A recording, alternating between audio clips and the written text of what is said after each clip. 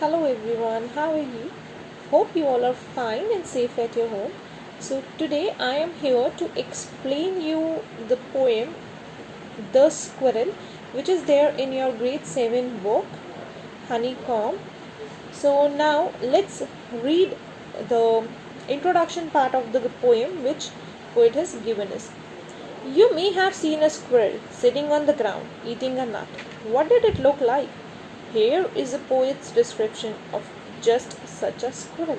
Now वो बोल रहे हैं कि you may have seen a squirrel, मतलब आपने शायद कभी एक स्क्विरल देखी होगी कहीं पे बैठे हुए ग्राउंड पे और नट्स खाते हुए, मतलब कुछ खाते हुए, मेनली नट्स एज इन वो पीनट्स खाती है और कुछ भी नट्स काइंड ऑफ कुछ भी जो खाती है that kind of thing. What did it look like? वो कैसी लगती है? They are asking you a question कि वो कैसी लगती है, आपने कभी देखी है, कैसी लगती है वो.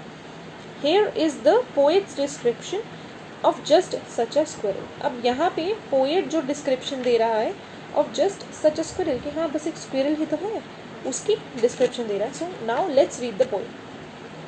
Though it is a very small poem, but वो इसके अंदर पूरी squirrel कैसी दिखती है, उसका nature कैसा होता है, वो क्या क्या करती है, ठीक है. So वो सब कुछ उन्होंने इसको explain कर दिया है. So let's start with the first line. He wore a question mark for tail.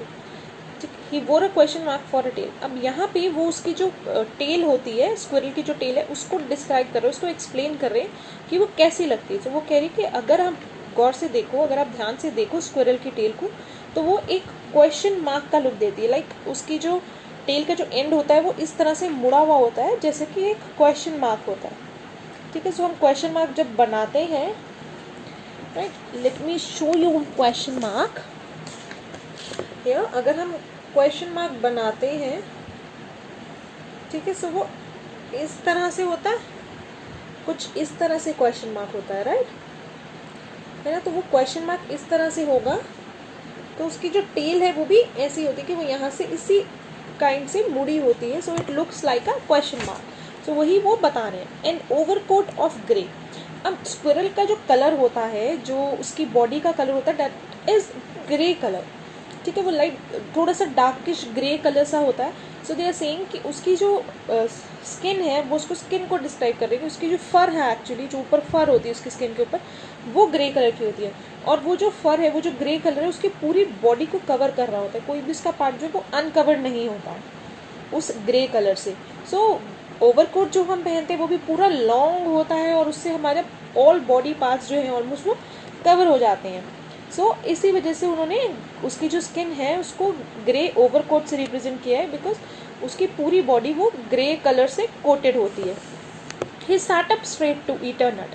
अब वो बोल रहे हैं जब वो नट खाती है वो स्ट्रेट बैठती है. दैट मीन्स वैसे उसकी 4 लेग्स होती हैं, तो वो जब बैठती है तो वो इस तरह से होती है कि 2 legs this and 2 legs this पीछे.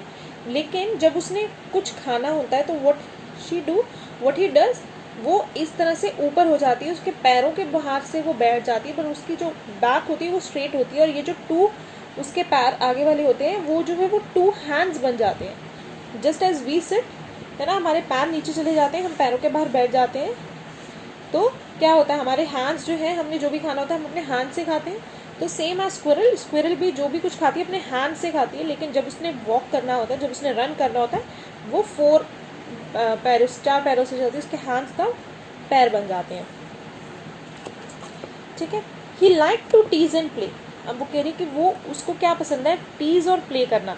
मतलब वो अगर आपको देखेगी तो वो टीज करने के लिए बाहर आएगी, आपके पास आएगी, लेकिन फटाफट से वापस भाग जाएगी, कि वो शो करना चाहती है कि मैं खेलना चाहती हूँ, मेरे साथ खेलो, ठीक है. सिमिलरली अगर आपने कभी 2 स्क्विरल्स को एक साथ देखा हो तो वो भी यही कर रही होती है, कभी एक बाहर आ रही होती है, दूसरी भाग रही होती है, उसके पीछे आगे पीछे वो ऐसे ही टीज करते हैं एक दूसरे को और खेलती रहती हैं.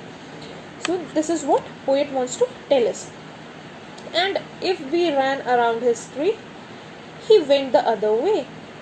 लेकिन जैसे आप जब वो बार बार बाहर आएगी, बार बार अंदर जाएगी, आपको फीलिंग आएगी कि हाँ वो मेरे साथ खेलना चाहती है. जब आप उसके साथ खेलना चाहोगे और आप उसके ट्री के पास जाओगे, the best thing he can do is he will go to the other way, ठीक है. मतलब वो इतना डरती है लोगों से कि वो चाहती तो है कि मैं उनके साथ खेलूं, उनके साथ उनको टीज़ करूँ, उनके साथ खेलूँ, बट एक्चुअल में जब हम लोग उसके पास जाते हैं तो वो भाग जाती है और वो हमें हमारे साथ खेलना पसंद नहीं करती है, ठीक है, because of her his fear और whatever we can say. So this is what the poem is. यहाँ पे इस पोएम में सिर्फ और सिर्फ जो पोएट है वो बता रहा है कि अगर हम एक स्क्विरल को देखें तो हमें क्या क्या उसकी जो उसके स्ट्रक्चर के बारे में, उसके नेचर के बारे में, क्या क्या हमारी उसकी जो चीज़ें हैं वो हमारे माइंड में आती हैं. सो वो सब चीज़ों को उसने एक्सप्लेन कर दिया कि एक्चुअल में स्क्विरल क्या है, कैसी दिखती है, उसका नेचर कैसा है, वो क्या चीज़ें करती है, वो क्या खाती है. So the poem is all about the squirrel. Alright, so I hope आपको ये पोएम समझ में आई होगी, and will meet in next video. Till then, bye bye.